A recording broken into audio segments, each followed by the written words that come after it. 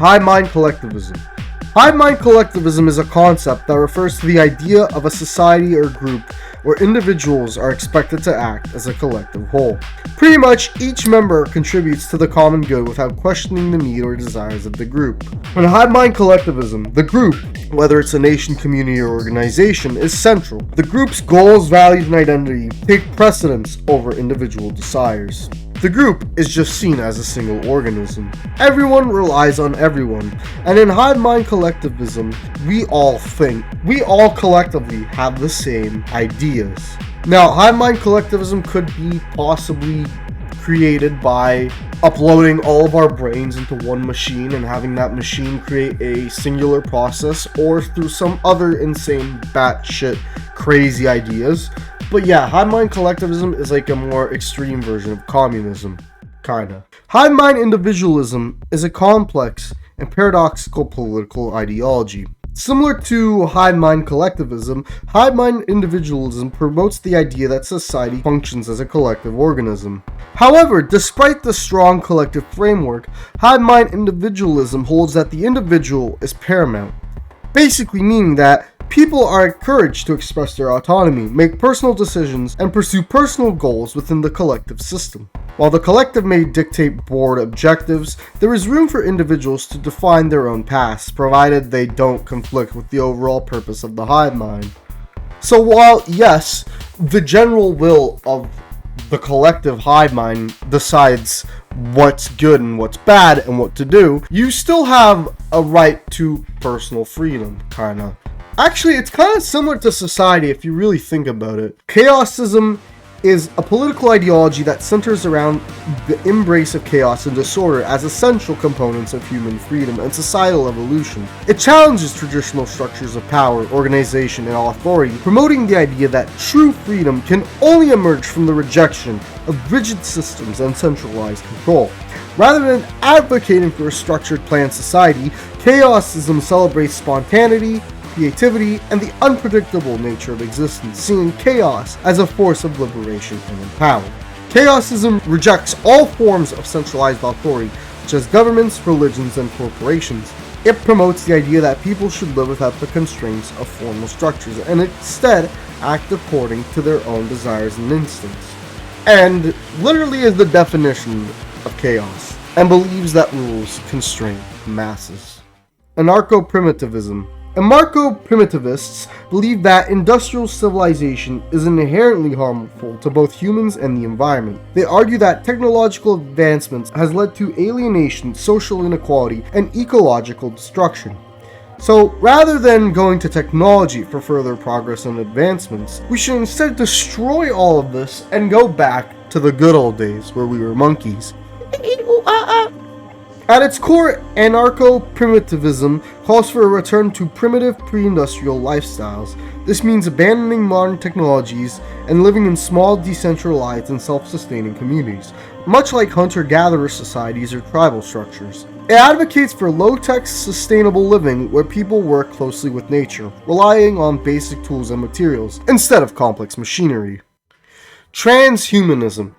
Transhumanism is a belief that humans and AI should merge together to form a superior species of being. It counts on creating a society where instead of humans and robots fighting with each other and getting into lots of issues, instead, humans and robots should merge with each other and become one. Humans should get brain implants that will help improve their cognitive abilities. Humans should get physical adjustments to their bodies that will upgrade their strength. Humans should become one with the robots, and robots one with the humans. This is an ideology that we actually somewhat kinda are starting to see in a way with stuff like Elon Musk's Neuralink. But yeah, you get the point. Robot, human, have sex, make love, baby, boom. Kinda. Voidism is the ultimate nihilism. It's the belief that nothing truly matters. That the government should focus on completely destroying everything, including political systems, society, and even the universe as a whole. Voidism is rooted in a nihilistic philosophy rejecting the ideas that life, politics, or society have any inherent meaning or purpose. It views all systems, whether it be democratic, fascist, or communist, as ultimately empty and pointless. Voidism encourages the collapse of the social structure and the total destruction of civilization. It promotes a worldview where the end of things is both inevitable and desirable. Voidism even seeks to destroy the universe itself, whether it be through creating things that cause the heat death of the universe quicker, or opening portals in the universe that somehow destroy it, ripping the space-time continuum and fabric of the universe. Whatever it is, Voidism seeks to destroy the universe. English Socialism is from 1984. This novel right here. INGSOC, aka short for English Socialism, is a political ideology of the party in George Orwell's dystopian novel 1984. Now, despite the fact that it uses the term socialism, it's not really like socialism. In fact, the whole party is based off of absolute totalitarianism. What do I mean by this?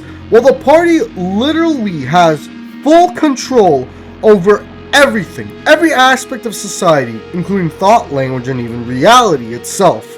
The party literally controls all information, constantly rewriting history. There's constant propaganda being pushed into the minds of people. Everything is surveillanced. Even words are constantly eliminated from the language just to stop rebellious thoughts from happening. You can't even think certain ideas. And all of this is tied together by Big Brother, the leader of English socialism. It is the most extreme, authoritarian ideology that can exist. While this isn't too off compass, I thought I might as well bring it up. Technocracy. Technocracy is a political ideology that advocates for governance by technicians or experts. Basically people who actually know what they're doing. Individuals with specialized knowledge in fields like science, engineering, economics, and technology, rather than appointing these dimwits, would actually benefit society, according to technocrats. Technocrats believe that society should be run based on rational, data-driven decisions made by experts, rather than individuals who may be motivated by political ideologies, partisanship, or popular opinion. The goal of a technocracy is to create a society that operates efficiently, sustainably, and equitably through the application of scientific knowledge and technological advancements. People would rise to positions of power and influence based on their technical abilities and achievements rather than the political charisma or popularity. This is kind of what the ancient philosophers thought of as what should be the main ideology of humans. Esoteric fascism. Esoteric fascism, or esoteric Nazism, is a type of fascism/Nazism that is more obsessed with spiritualism and mysticism. It incorporates mystical, occult, and spiritual elements into its political and cultural framework. And it's often associated with a spiritual elite, secret societies, and the idea of transcending ordinary human experiences to achieve a higher state of existence for, the nation or the race. It's like if the Nazis believed more in magic, which they kind of somewhat did, but still. Burgundianism. Burgundianism is essentially like an even more extreme version of Nazism. It talks about an alternate history where, instead of Hitler, Heinrich Himmler takes control of Burgundy, a strong and independent nation that emerges after World War I following the collapse of France.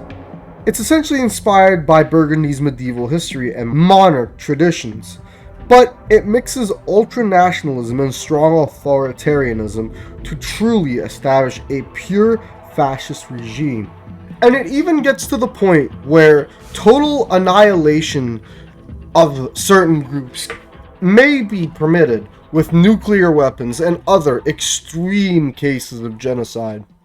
Mega-corporatocracy.